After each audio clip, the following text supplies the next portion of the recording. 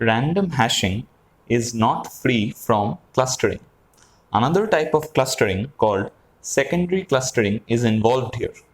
In particular, clustering occurs when two keys are hashed into the same location. In such an instance, if the same sequence of locations is generated for two different keys by the random probing method, then secondary clustering is said to take place. An alternative approach to avoiding the secondary clustering problem is to use a second hash function in addition to the first one. This second hash function results in the value of small m, which we saw for the pseudo-random number generator as employed in the random probing method. This second function should be selected in such a way that the hash addresses generated by the two hash functions are distinct and the second function generates a value of m for the key k so that m and h are relatively prime. And this method of using a second hash function to overcome the problem of secondary clustering is known as double hashing or rehashing. From the previous video, we had seen how random probing could overcome the drawback of primary clustering. So, the problem of secondary clustering goes something like this. Let's say you have another key value which initially maps to the location of 2. As a result, the random sequence which you would be getting for that key value would also be the same. I'll give you an example. Have a look at this hash function. You can see that it's defined by the mod operator, where you have h as the size of the hash table and k denotes the value of the key. Let's say we take the key value k in the first instance as 50. So let's say my first key, let's denote it by k1. Let's say my first key is 50 and the value of h which we are using here, for example, let's say the value of h is 11 and another key value that I'm choosing is, let's say k2 is equal to 28. Now, if you apply the hash function on k1 and k2, what would you get? Let's find out. So if I find the value for 50, if I apply the hash function on the key value 50, what will I get? I will get 50 mod, what is h? H is 11, so 50 mod 11, and the result, I'll sum it up with plus 1. So what will I get? What is 50 mod 11? So on dividing 50 by 11, I get a remainder of 6, and if I add it with 1, I end up getting a value of 7. Now, let's apply the hash function on the key k2, which is 28. So let me do it here. So if I apply the hash function, let's say I say h of 28. So what is my function? My function is k mod h. So I'll say 28 mod, what is h? H is, where is h? H is 11. So 28 mod 11, and I'll take the remainder and I'll sum up 1. So what is 28 mod 11? 28 mod 11 is 6. So on dividing 28 by 11, you get a remainder of 6, and if you add it with 1, you end up getting 7. Now look at this. The key value 28 and the key value 50 both have mapped to the same location 7. That means the random sequence that you would be getting for 28 and 50 would be the same, because you will start off with which value? Sorry about that, I just stammered a bit. You would start off with a value of 7. You would start off, your initial number of the sequence would be 7. So in both cases it would be 7. Now if you apply the pseudo-random function which we saw, I plus m mod h plus 1, if you apply the pseudo-random function on 28 and 50, you would end up getting the same set of locations. So this is the problem of secondary clustering, where two key values are mapping to the same location, and on applying the random probing method, you end up getting the same random sequence. So how did it happen? We started off with closed hashing. Now closed hashing or linear probing would look at your hash table as a circular structure. It would look at one location after the other till it finds an empty location, or if it finds the search key value back, or if it finds that it has come back to the starting location. These are the three possible cases. So we saw that with linear probing, what happened was your primary clustering problem came about, where a large number of keys would occupy a few consecutive locations, thereby increasing the time taken for sequential search. So we overcame that problem by randomizing the sequences to be looked at. So we would randomize the locations in the hash table. Instead of going after one location followed by another, we would go for random locations. We would go for random locations using a pseudo-random function such as this one. So after generating random sequences, we were able to alleviate the problem of primary clustering. But we ended up getting the problem of secondary clustering, where if two key values map to the same location, like 50 and 28, if I have the hash function, which you can see here, if I apply this hash function on 50 as well as on 28, I end up getting the same initial sequence of 7. Now, if the initial sequence happens to be the same, the random sequence that I would get by applying such a pseudo-random number generator would also be the same. And this is the problem of secondary clustering. And we overcome the problem of secondary clustering using the technique of double hashing, also known as rehashing, where we would employ a second hash function to find this m, this parameter. We would be using the pseudo-random number generator again, but in this case, in order to find this m of the pseudo-random number generator, we would be using a second hash function. In this case, what we saw was, see, for 50 as well as for 28, the value of m would remain the same. As a result, we would get the same random sequence. But if there was some way that I could alter this parameter m for different key values by applying a second hash function, where the two hash functions would be independent of each other, where the second hash function would not depend on the first hash function, then we could solve the problem of secondary clustering as well. Because if you are able to vary the value of m for different key values, you will be able to generate different random sequences. So with this in mind, let's take up an example on how things work in double hashing. So have a look at this. We have two hash functions now. The first hash function will give us the index of our key, and the second hash function is used to find the value of m. The value of m, which is used to calculate the random sequence numbers from the pseudo-random number generator. So if you observe, let's take up an example. Let's say our age is fixed to 11. Here age denotes the size of the hash table, and since the hash function to find the index of the key value has a +1, it means that our hash table starts from an index of 1. So our age is 11. Now let's say the key value that we are dealing with, let's say the first key value that we are dealing with is 50. Now if you apply h1, the hash function h1 on 50, what would you get? So if you carry out the calculation, by now you are probably familiar with the mod operation, but I'll still show you this one. So it's 50 mod 11 plus 1. Just now we found this value, it came out to be 7.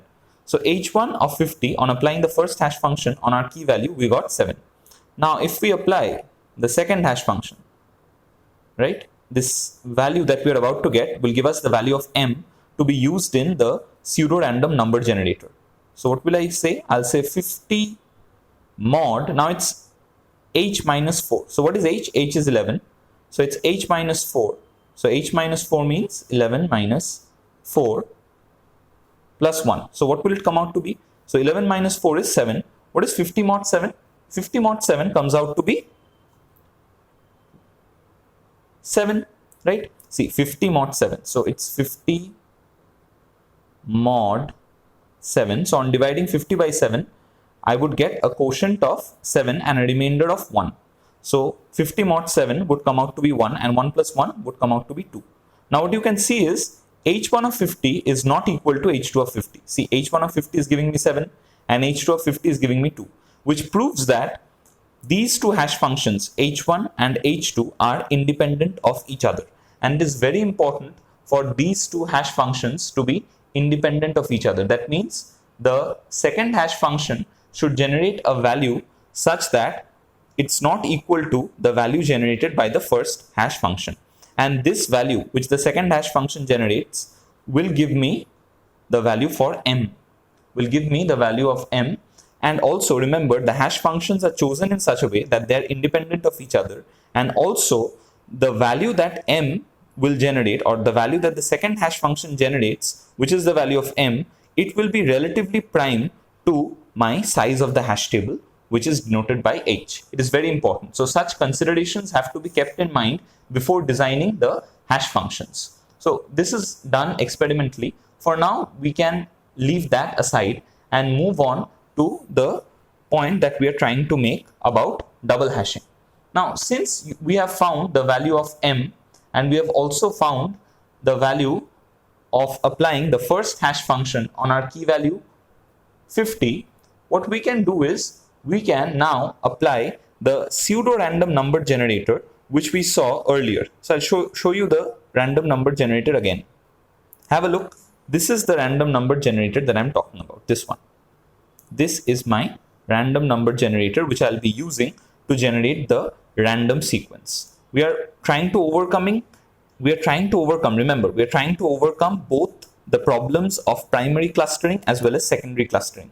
So we are overcoming both in double hashing. In order to overcome the problem of primary clustering, we are using a pseudo-random number generator.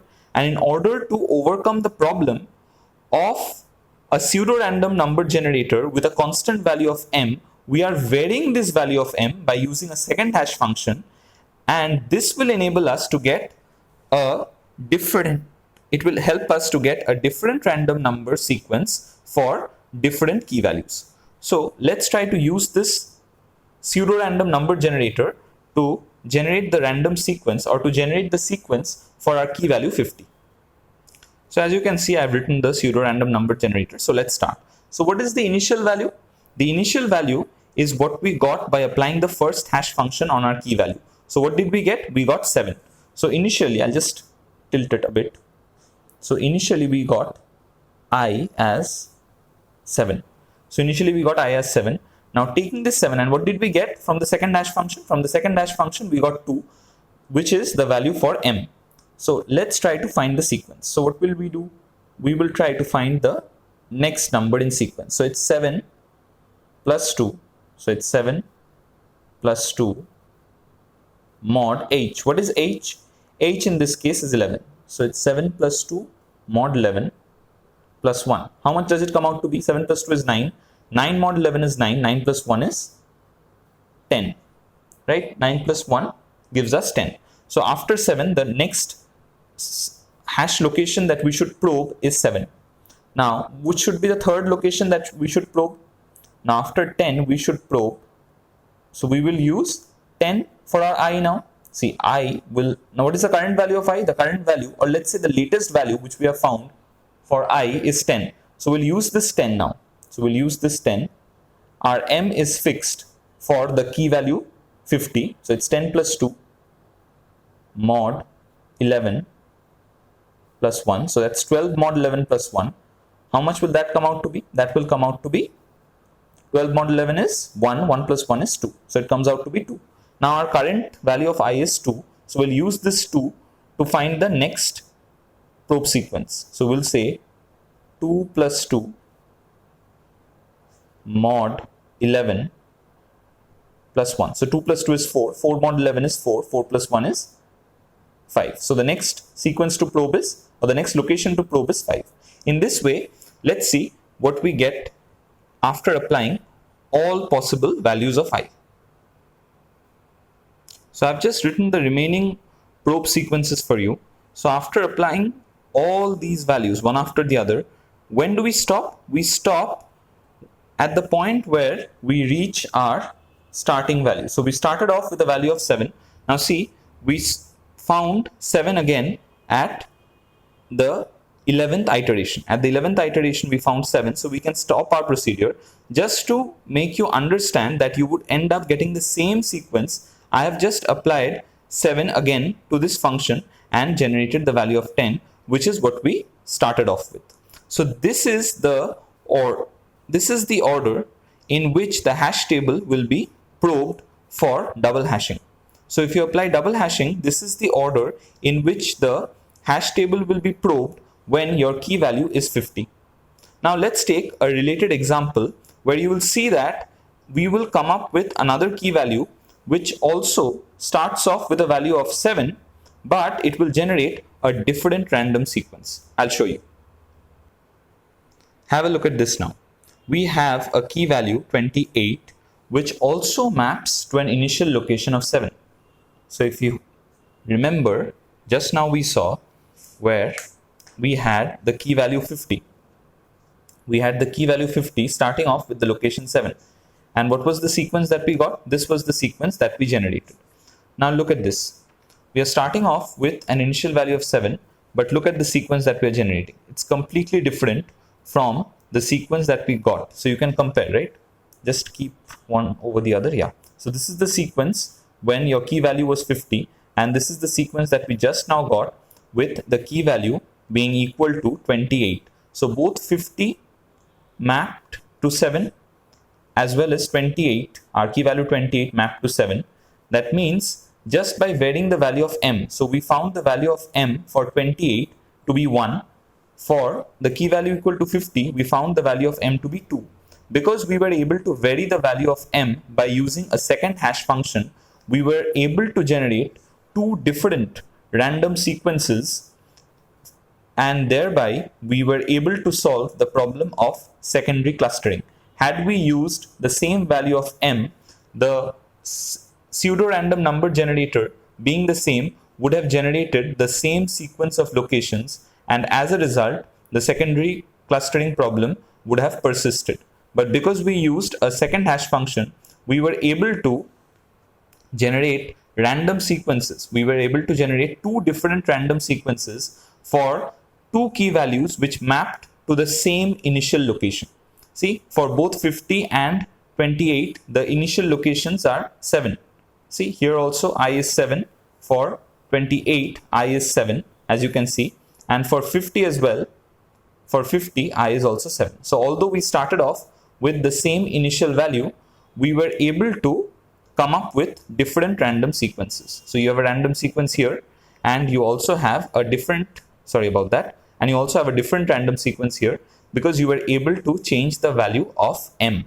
You were able to change the value of m by using a secondary hash function. So this is how you are able to overcome the drawback of secondary clustering. Thus, for the two key values where the hash address is the same and using rehashing, two different random sequences are generated, thereby alleviating the secondary clustering problem. Next, we'll look at quadratic probing. Quadratic probing is a collision resolution method that eliminates the primary clustering problem of linear probing. For linear probing, if there is a collision at location I, then the next locations I plus 1, I plus 2, I plus 3, and so on are probed. But in quadratic probing, the next locations to be probed are, you can see, I plus 1 square, I plus 2 square, I plus 3 square, and so on.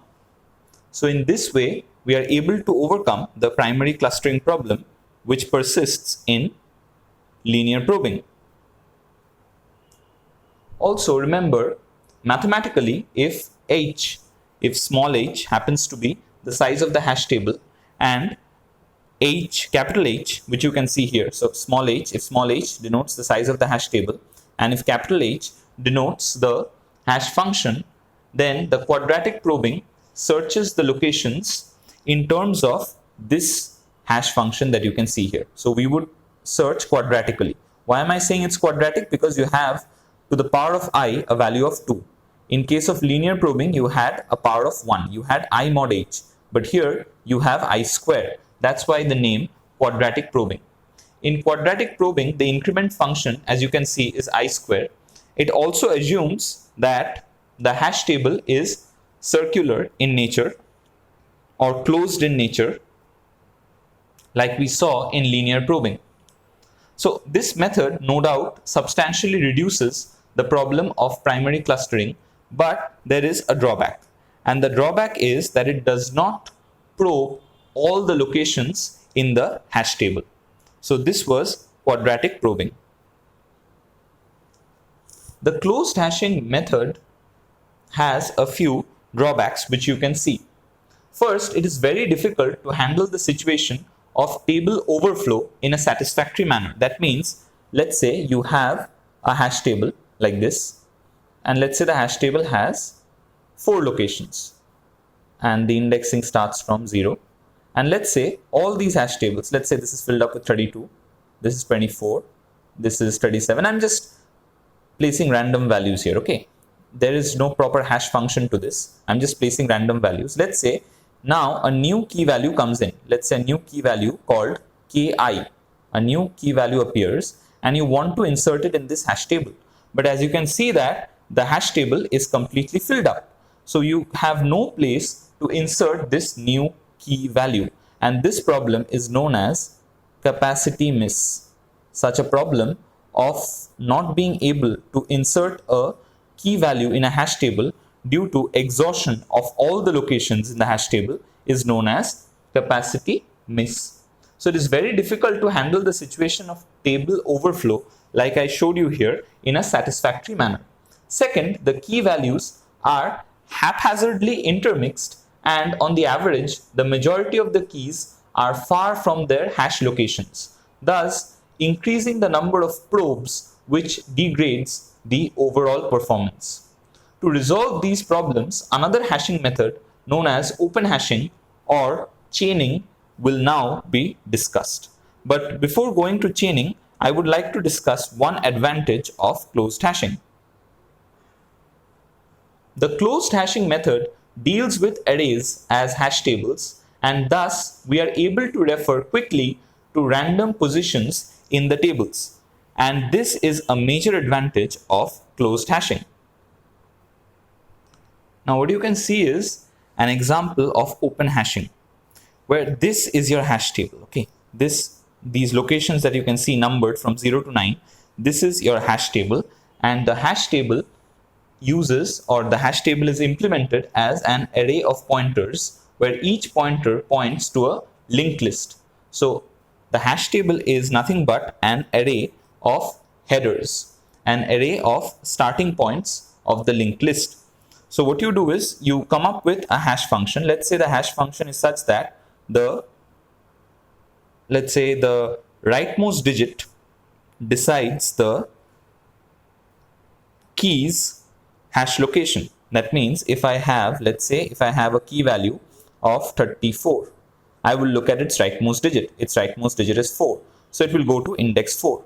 So now I can see that this index 4 already is mapping 3 elements, 24, 64 and 54. So where will I add 34?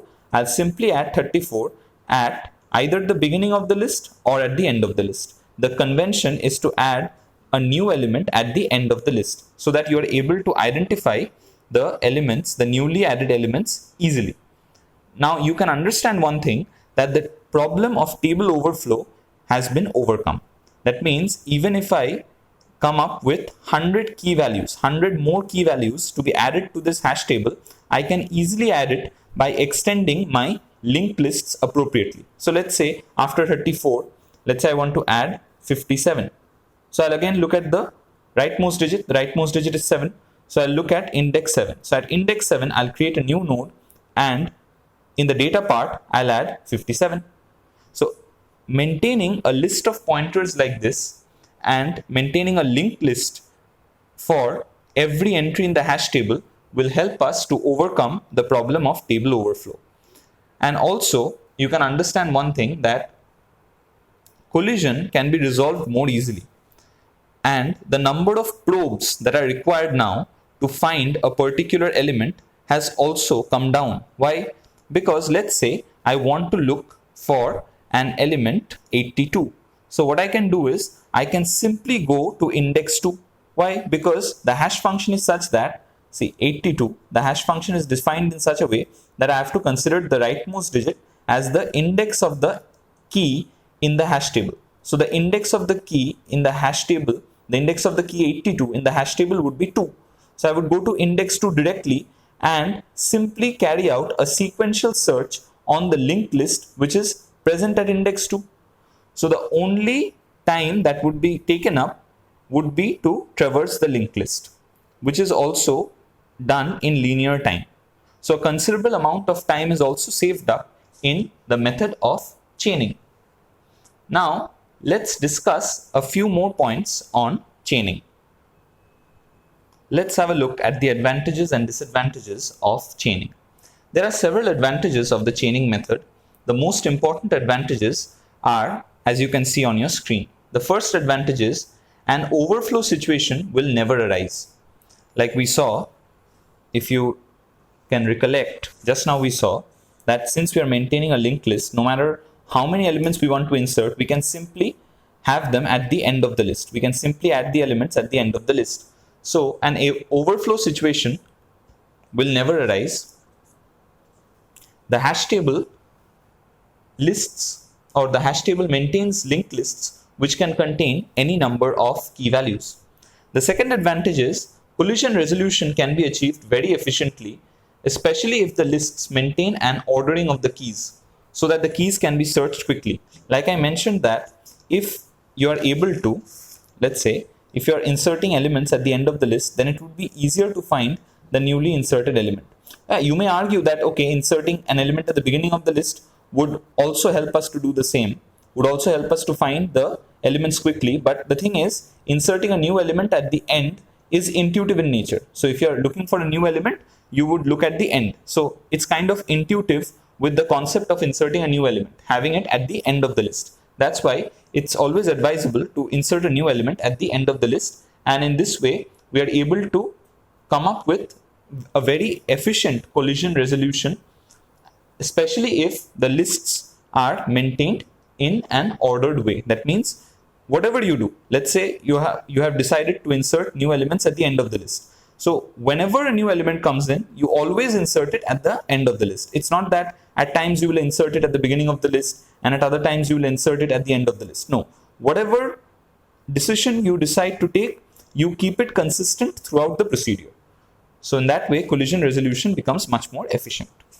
The third advantage that you can see is insertions and deletions are very easy. Of course, we know that insertion and deletion become a quick and easy task in open hashing. Why? Because deletion proceeds in exactly the same way as deletion of a node in a single linked list. Also, insertion can proceed in the same manner as inserting a newly added node in a single linked list. As a result, insertions and deletions are very easy.